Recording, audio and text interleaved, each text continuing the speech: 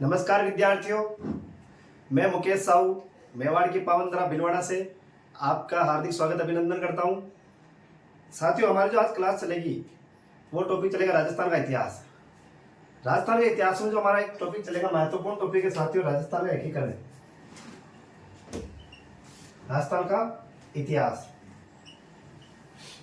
इतिहास में एक आपके टॉपिक है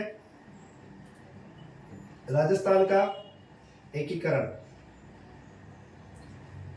आपको भी पता है साथियों कि वो टॉपिक है जो किसी भी एग्जाम में अगर आप राजस्थान में अगर तैयारी कर रहे हो, आरएस से लेकर नीचे से कांस्टेबल लेवल और एसआई या किसी भी और एग्जाम की रीट की तैयारी या फर्स्ट ग्रेड की तैयारी, ये टॉपिक महत्वपूर्ण होता है। सबसे सरल टॉपिक है।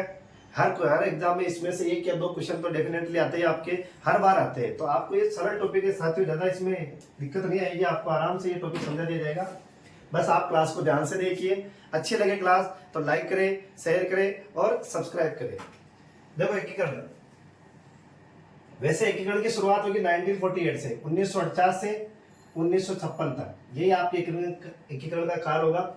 1948 से शुरुआत होगी जो कब तक चलेगा आपके 1956 तक। लेकिन उससे पहले की थोड़ी घटना देख लेते हैं साथियों। जुलाई 1945 की बात है। कब की बात है? जुलाई 1945। जुलाई 1945 को क्या होता है साथियों, ब्रिटेन में आम चुनाव हुए। ब्रिटेन में क्या हुआ? आम चुनाव। जैसे हमारे भारत में भी चुनाव होते लोकसभा राज्यसभा के, उसी तरह जुलाई 1945 में कहां पर चुनाव हुए थे? ब्रिटेन में। चुनाव के समय यहाँ पे दो बड़ी पार्टियां थी। एक पार्टी का नाम था कंजर्वेटिव पार्टी। कौन थे? Conservative party. दूसरी पार्टी का नाम था लेबर पार्टी। क्या नाम था साथियों? Labour party. लेबर यानी क्या होता है? मजदूर। पार्टी यानी क्या होता है? दल।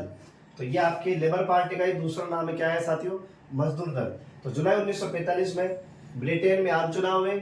चुनाव दो बड़ी पार्टियां, conservative party, labour party. Labour party का दूसरा नाम क्या है? मजदूर दल। इनका जो प्रधानमंत्री के पद पे जो खड़े होते हैं कंजर्वेटिव की ओर से, वो होते हैं लॉर्ड चर्चिल। कौन होते हैं? Lord Churchill. और इधर से होते हैं क्लाइमेट एटली।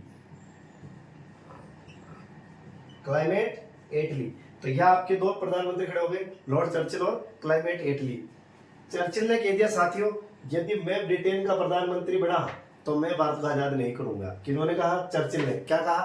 कि यदि मैं ब्रिटेन का प्रधानमंत्री बना तो मैं भारत को आजाद नहीं करूंगा। जबकि क्लाइमेट एटली ने कह दिया, यदि मैं ब्रिटेन का प्रधानमंत्री बना तो मैं सबसे पहले किसको आजाद करूंगा? आपके भारत को आजाद करूंगा। ये व्यक्ति कहने वाले कौन है? आपके क्लाइमेट एटली। हमारी जो जनता होगी, हमारे जो देश के देवी देवता होंगे, वो किस साइड जाएंगे? एटली साइड जाएंगे या कंजर्वेटिव और चर्चिल की ओर तरफ जाएंगे साथियों? सीधी बात है, हम क्लाइमेट एटली की तरफ जाएंगे। तो यहाँ पे जो चुनाव जीते वो कौन जीते? विजय क्लाइमेट एटली। चुनाव कौन जीता साथियों? क्लाइमेट एटली। तो एक बार देख लो, जुलाई 1945 की बात है, ब्रिटेन में चुनाव हुए। चुनाव दो बड़ी पार्टियां, कंजर्वेटिव पार्टी, लेबर पार्टी। इधर से कौन खड़े हुए? चर्चिल। इधर से कौन खड़े हुए? आपके क्लाइमेट एटली। विजय कौन हुए? क्लाइमेट एटली। 20 फरवरी को, कब को? 20 फरवरी 1947 को एटली की घोषणा हुई।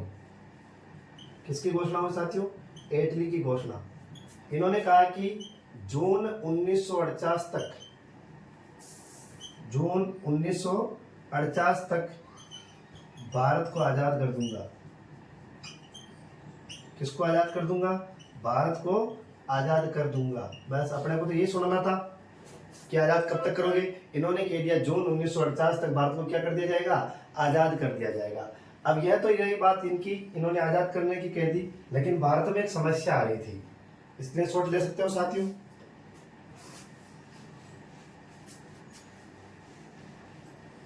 देखो भारत में क्या समस्या आ रही थी।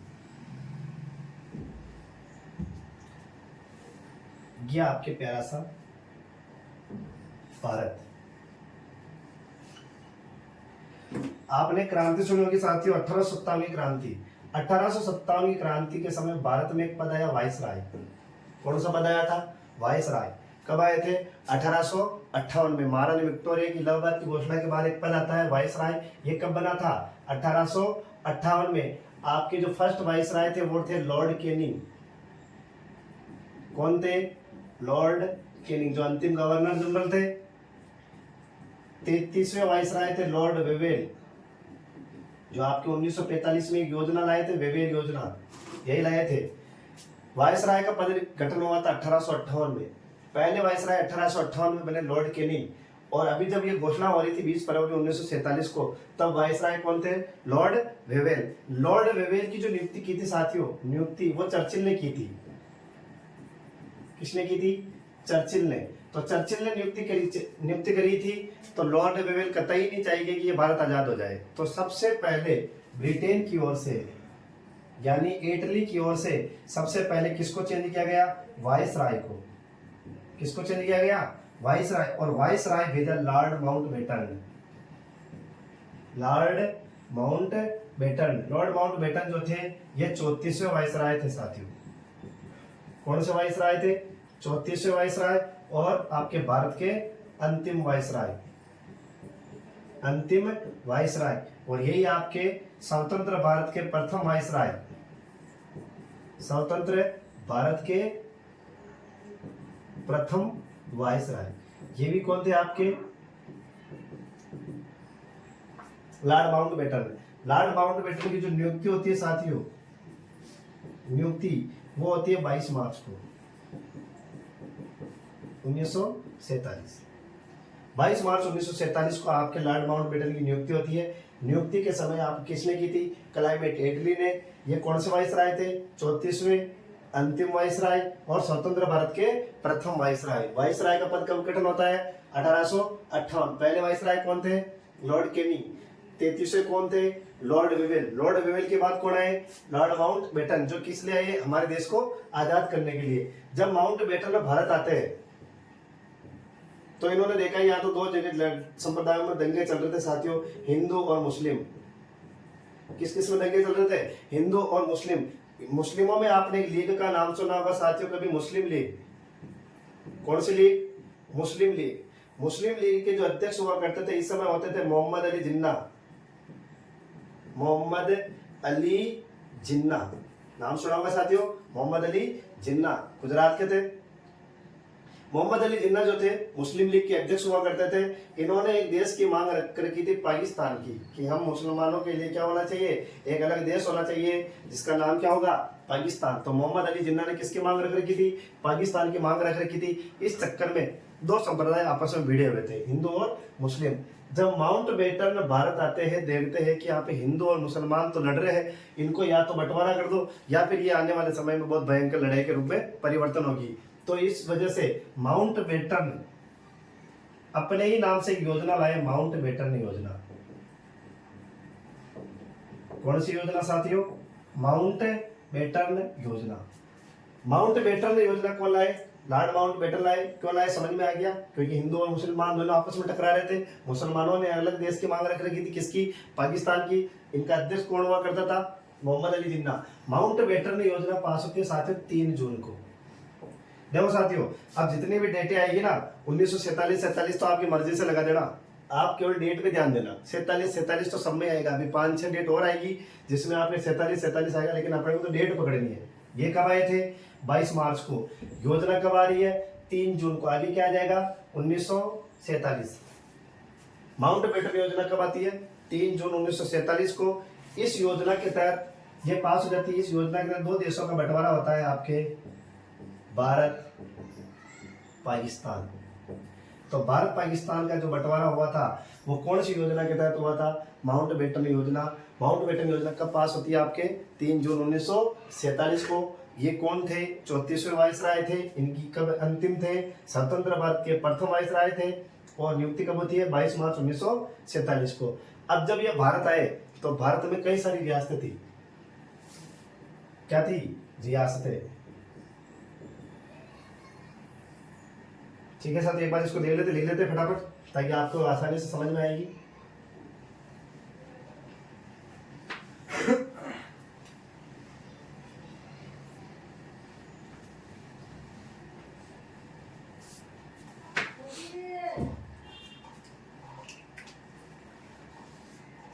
क्या था साथियों? 22 मार्च को आए थे भाई साहब इस 1947 को। देखो भारत में वाइसराय कौन थे? Lord Wavell. लॉर्ड वेवेल की जगह माउंट बेटन की नियुक्ति माउंट बेटन नियुक्ति 22 मार्च 1947। यह 34वें अंतिम स्वतंत्र भारत के पहले वाइसराय थे। स्वतंत्र भारत यानी देश आजाद होने के बाद 15 अगस्त 1947 के बाद भी ये रहेंगे, ठीक है ना। पहले वाइसराय थे। नोट वाइसराय पद 1858 में बना। पहले वाइसराय लॉर्ड कैनिंग। 33वें वाइसराय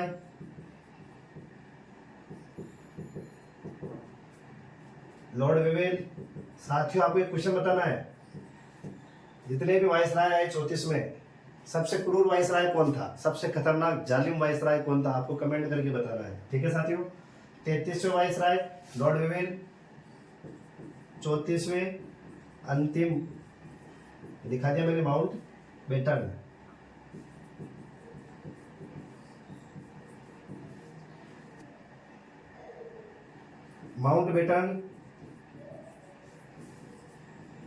माउंट बेटन योजना लाए।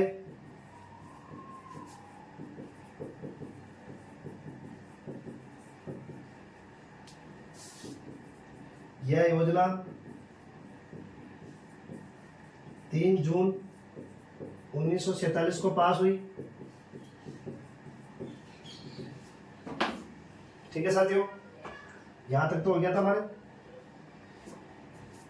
भारत में वाइसराय कौन थे? Lord Wavell. वेवेल की जगह कौन आए? Mount batten. माउंट बेटन कौन से नंबर कब आए? 22 मार्च 1947 को, 34वें अंतिम स्वतंत्र भारत के पहले वाइसराय। और ये बाकी सारी जानकारी हमारे 2 बार हो चुकी थी, ठीक है सर। स्क्रीनशॉट ले लेना ना। अब देखो क्या था।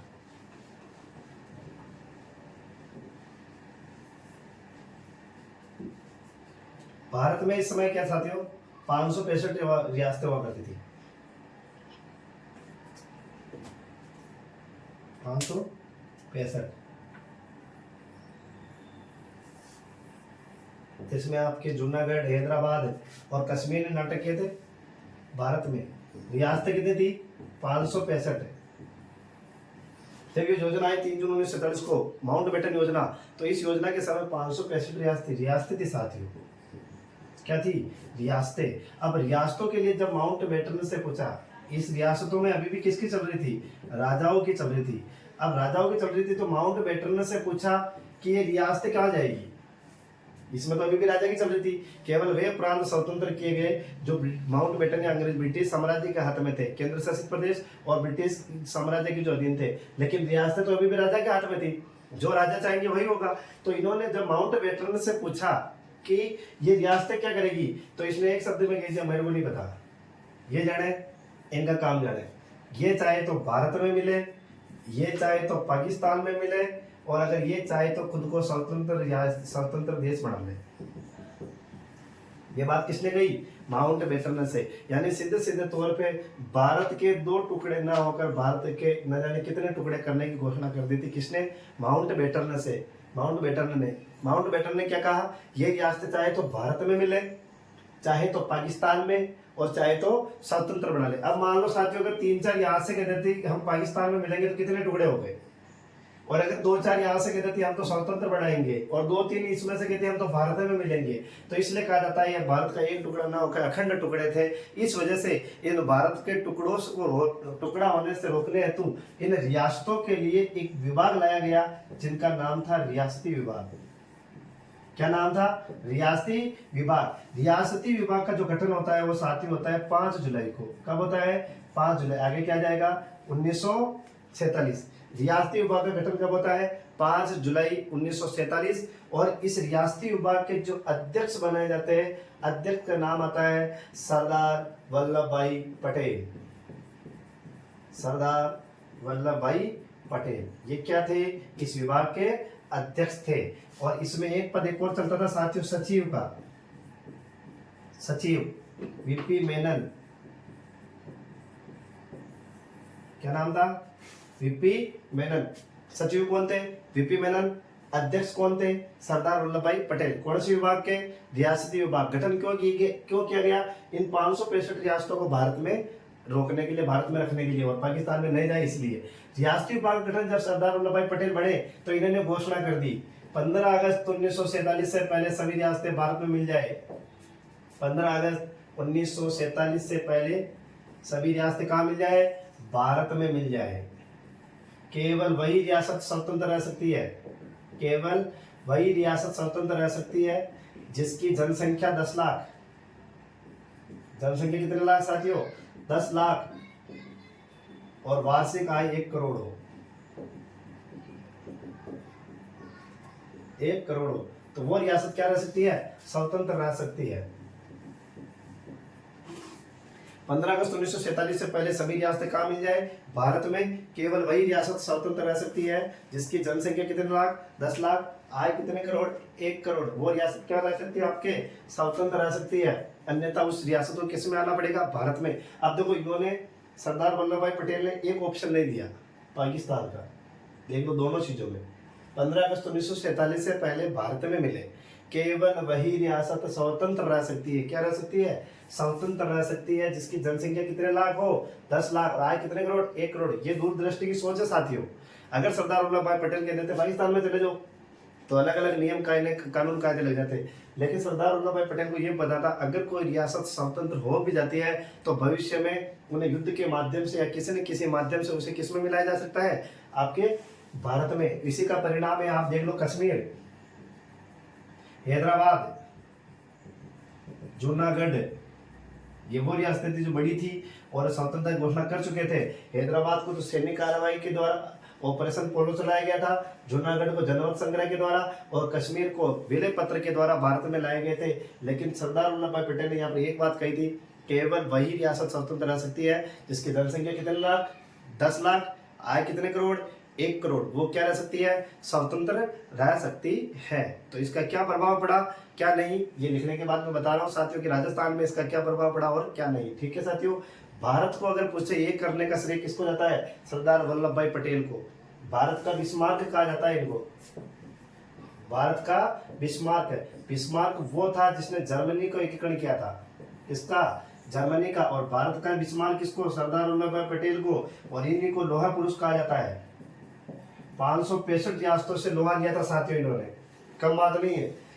लोहा पुरुष, मजबूत व्यक्ति थे। पूरे भारत को एक करने का जो आप आज नक्शा देखते हैं वो किनकी बदौलत है? सरदार वल्लभ भाई पटेल की बदौलत है। ठीक है साथियों, भारत का बिस्मार्क किसको कहा जाता है? सरदार वल्लभ भाई पटेल। लोहा पुरुष सरदार वल्लभ भाई पटेल। कौन से विभाग के अध्यक्ष थे आपके?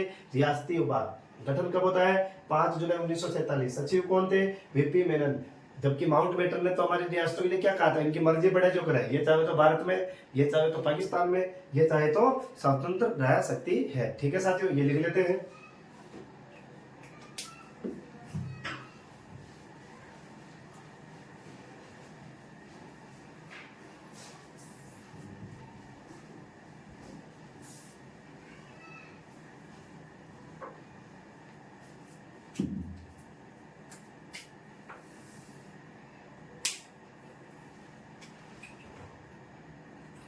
भारत में कुल रियासतें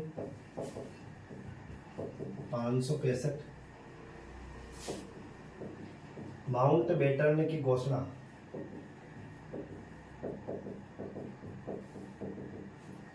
ये रियासतें चाहे तो भारत में, चाहे तो पाकिस्तान में, चाहे तो स्वतंत्र रियासत रह सकती है।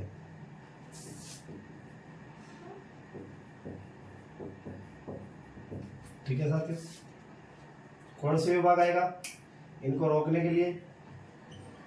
रियासती विभाग गठन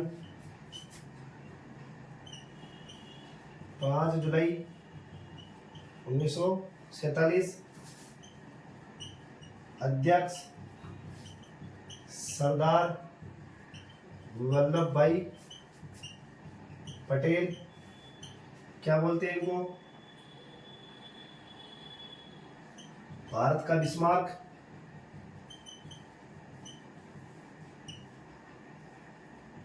भारत के लौह पुरुष। राजस्थान का लौह पुरुष किसे कहते हैं? कमेंट में करें, राजस्थान का लौह पुरुष किसे कहते हैं? इसमें एक और पद था साथियों, कौन सा? सचिव। सचिव कौन थे? वीपी मेनन। पटेल की घोषणा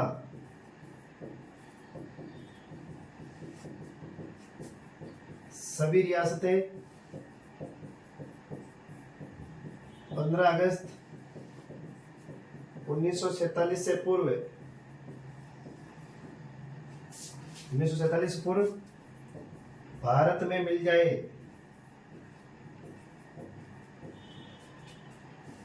केवल वही रियासत स्वतंत्र रह सकती है, स्वतंत्र रह सकती है जिसकी जनसंख्या कितना लाख? जिसकी जनसंख्या 10 लाख, तो वार्षिक आय 1 करोड़। कितने करोड़? 1 करोड़। वो रियासत क्या रह सकती है साथियों? आपके स्वतंत्र रह सकती है। केवल वही भारत पटेल की घोषणा सभी रियासतें 15 अगस्त 1947 से पहले भारत में मिल जाए। ठीक है साथियों, उतार लीजिए इसको।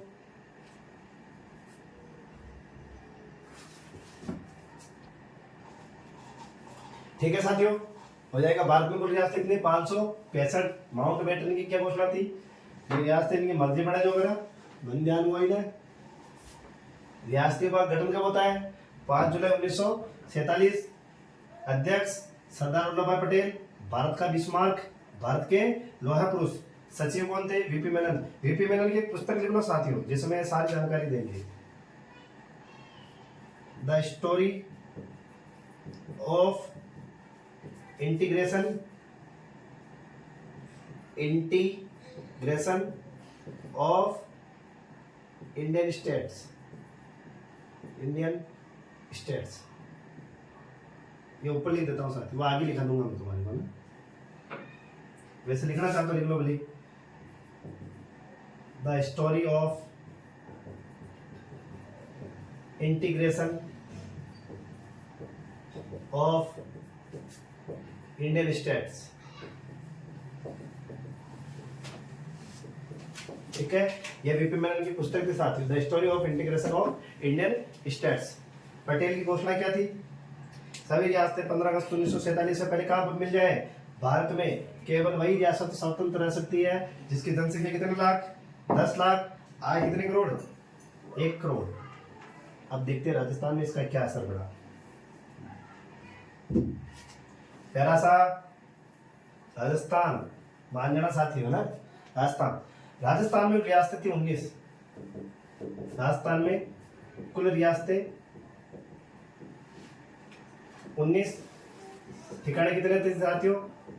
3। केंद्र शासित प्रदेश कितने थे? केंद्र शासित प्रदेश 1। अभी रियासतों की बात कर लो, कितनी थी? 19। अब 19 रियासतों में क्या था साथियों?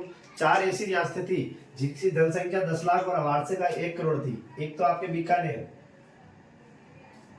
दूसरी आपके जोधपुर, तीसरी आपके जयपुर, चौथी आपके उदयपुर। अब पटेल की घोषणा के अनुसार तो यही था कि जनसंख्या कितने लाख? 10 लाख। आय कितने करोड़? 1 करोड़। इसके अनुसार आपके ये चार ही ऐसी रियासतें थी 19 में से जो क्या कर सकती थी, अगर स्वतंत्रता की घोषणा कर सकती है तो हमें इनकी बात को मानना पड़ेगा। ये बात किसने कही? पटेल ने। बीकानेर की जनसंख्या भी 10 लाख से ऊपर थी, 1 करोड़ से ऊपर थी, ये भी थी, ये भी थी, ये भी थी। तो चार ऐसी रियासतें थी जिनकी जनसंख्या कितने लाख थी? 10 लाख, वार्षिक आय 1 करोड़। लेकिन साथियों जोधपुर के शासक थे हनुमंत सिंह। कौन थे? हनुमंत सिंह। जोधपुर के शासक हनुमान सिंह जो थे ये पहले पाकिस्तान में जाना चाहते थे। कहा जाना चाहते थे? पाकिस्तान में। लेकिन बाद में जैसे ही ये घोषणा हुई 10 लाख वाली कि जिसकी जनसंख्या 10 लाख वो स्वतंत्र रह सकती है, लेकिन पाकिस्तान का तो ऑप्शन दिया ही नहीं था पटेल जी ने। तो इन्होंने तो गाड़ा गा दिया, ये दुनिया ये महफिल मेरे काम की नहीं। किन्होंने? हनुमान सिंह ने। हनुमान सिंह ने उदयपुर के भोपाल सिंह से भी बात करी थी। उदयपुर के शासक थे भोपाल सिंह, उनसे भी बात करी थी कि आप भी किसमें मिल जाओ? पाकिस्तान में। तो भोपाल सिंह का यहाँ पर कथन था कि, और हनुमान सिंह ने इनको पत्र लिखा भोपाल सिंह जी को, आप भी कहाँ मिलो? पाकिस्तान में। और आपकी इच्छा क्या है आप भी बताओ। तो इन्होंने कहा भोपाल सिंह ने, हमारी इच्छा तो हमारे पूर्वजों ने ही निश्चित कर दी थी। हमारी इच्छा हमारे पूर्वजों ने निश्चित कर दी थी। अगर हमारे पूर्वजों के पैर तुम्हारी तरह डगमगाए होते तो आज हमारे पास भी हैदराबाद जितनी बड़ी रियासत होती। ये किन्होंने कहा? देखो साथियों, मेवाड़ के पावनदरा के शासक भोपाल सिंह जी ने कहा है कि हमारी जो इच्छा है हमारे पूर्वजों ने निश्चित कर दी थी। यानी इच्छा एक ही है, इनको किन में मिलना है? भारत में। हम पहले भी किसके साथ खड़े थे? भारत में। आज भी किसके साथ खड़े हैं? भारत के। अगर तुम्हारी तरह हमारे पैर डगमगाए होते तो आज हमारे पास उदयपुर जैसी रियासत ना होकर हैदराबाद जितनी बहुत बड़ी विशाल रियासत होती। ये बात किसने कही? भोपाल सिंह जी ने। किसको कही? हनुमान सिंह को। हनुमान सिंह कहाँ के थे? जोधपुर को। किस में जाना चाहते थे? पाकिस्तान में। ठीक है साथियों, ये तो रही इनकी बात। लेकिन जोधपुर के शासक जब हनुमान सिंह ने पाकिस्तान में जाने से इनकार कर दिया तो इन्होंने स्वतंत्रता की घोषणा कर दी कि मैं तो क्या रहूंगा? स्वतंत्र रहूंगा। ठीक है साथियों, इसको देख लो बड़े।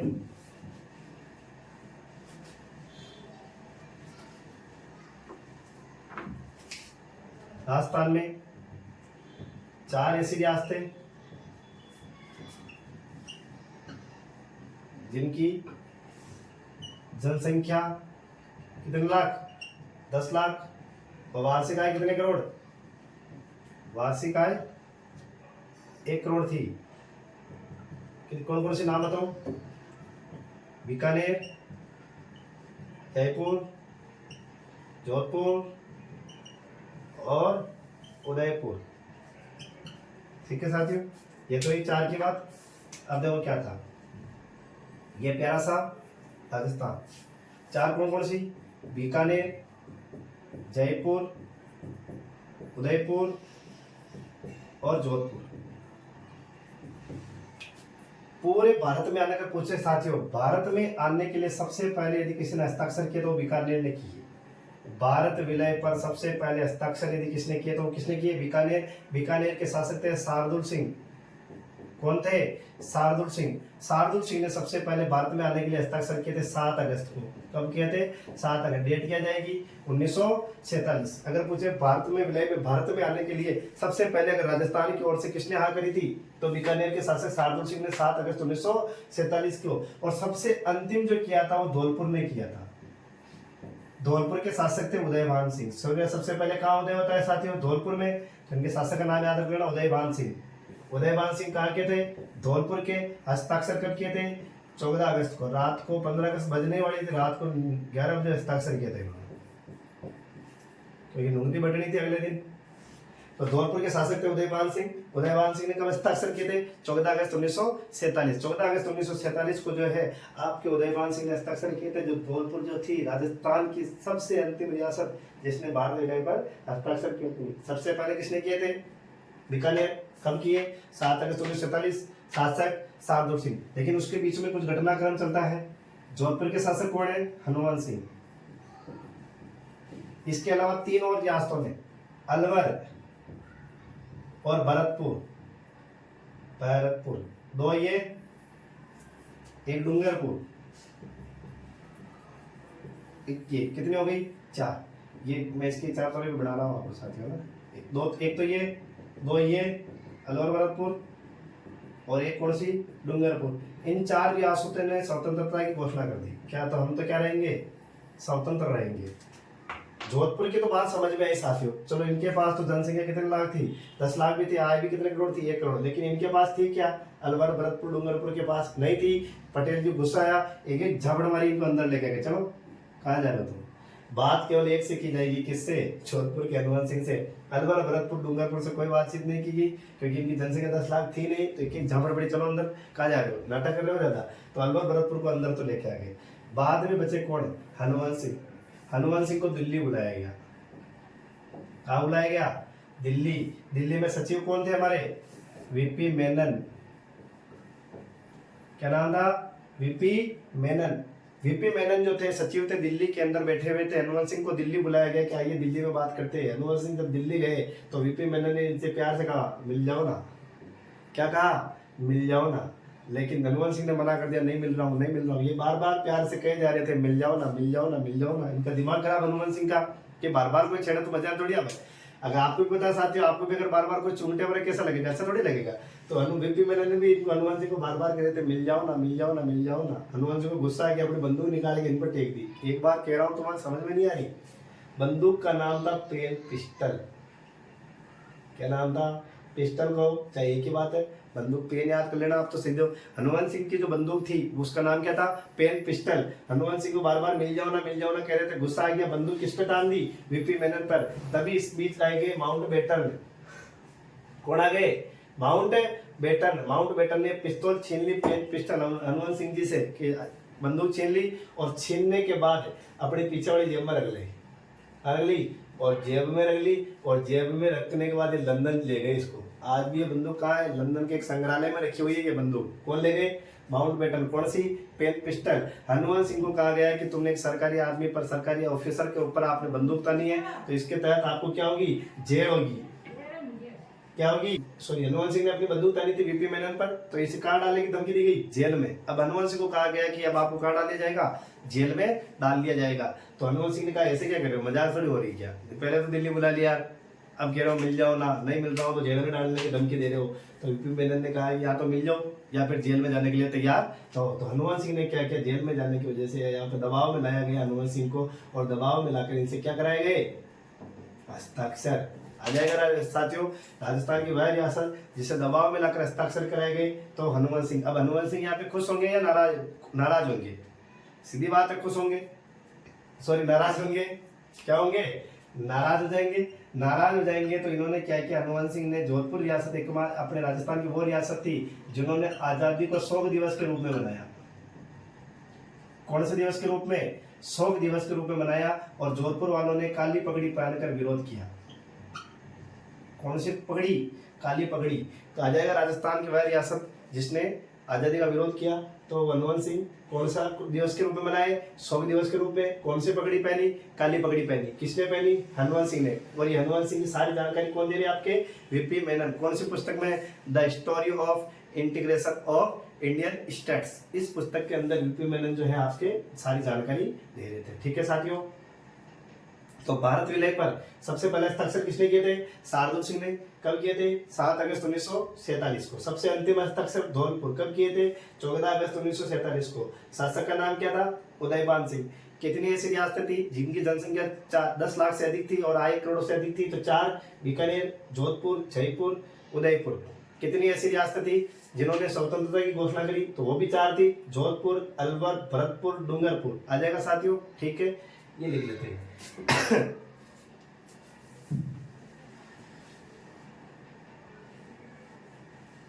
ये तो उतार लिया होगा साथियों, ये उतार लेना ना, अरे नहीं उतारा, इसी के नीचे लिखा देता हूं आपको।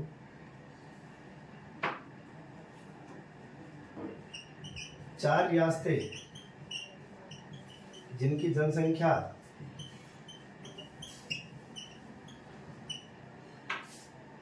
10 लाख नहीं, 4 ऐसी रियासतें जिन्होंने स्वतंत्रता की घोषणा की।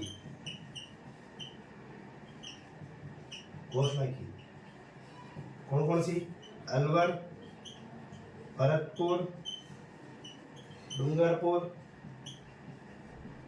और जोधपुर।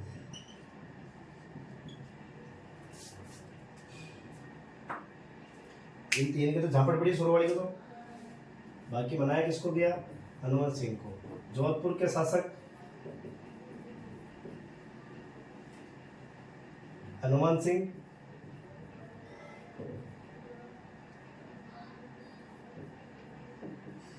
हनुमान सिंह कहाँ मिलना चाहते थे साथियों? हनुमान सिंह पाकिस्तान में मिलना चाहते थे, मिलना चाहते थे। भारत विलय पर सर्वप्रथम हस्ताक्षर, भारत विलय पर सर्वप्रथम हस्ताक्षर बीकानेर। शासक का नाम शार्दुल सिंह। हस्ताक्षर कब किए साथियों? 7 अगस्त 1947। सबसे अंतिम विलय धौलपुर। शासक उदयभान सिंह। हस्ताक्षर 14 अगस्त 1947। ठीक है साथियों, इधर का मिटा रहा हूं मैं।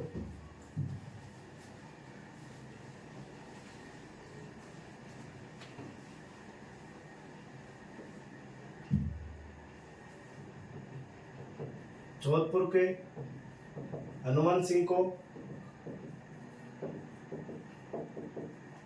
दिल्ली बुलाया गया।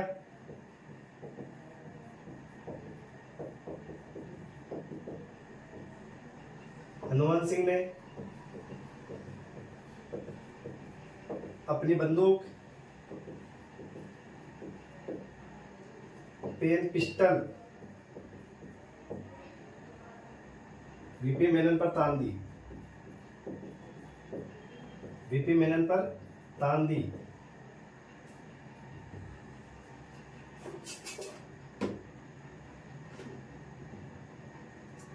ठीक है साथियों, वीपी मेनन पर तान दी है ना।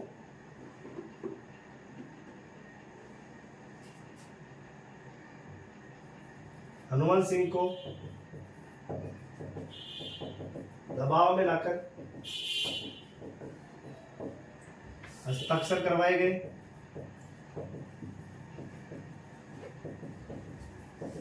हस्ताक्षर करवाए गए।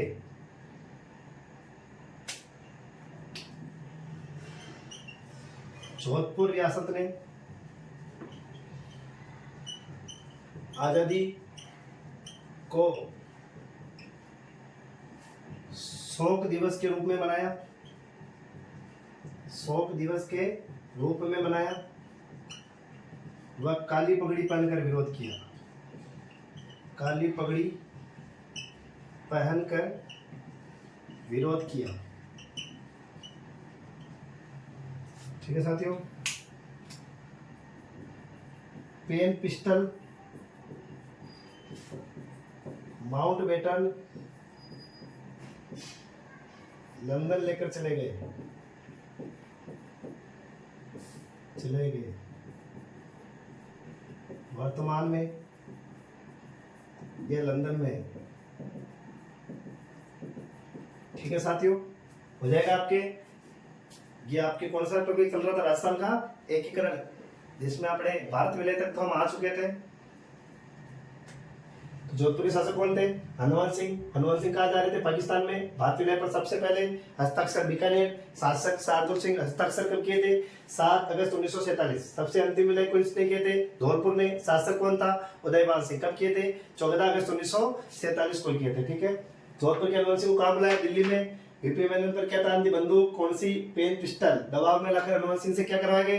हस्ताक्षर। इन्होंने कौन सा दिवस आजादी को कौन से दिवस के रूप में मनाया? शोक दिवस के रूप में। कौन सी पगड़ी पहनकर? काली पगड़ी पहनकर विरोध किया। इनकी बंदूक का नाम क्या है? Pen, pistol. पेन, पिस्टल कौन लेके चले गए? माउंटबेटन अपने साथ लंदन में लेके चले गए। अब ये तो इन रियासतों को भारत में तो लेके आ गए।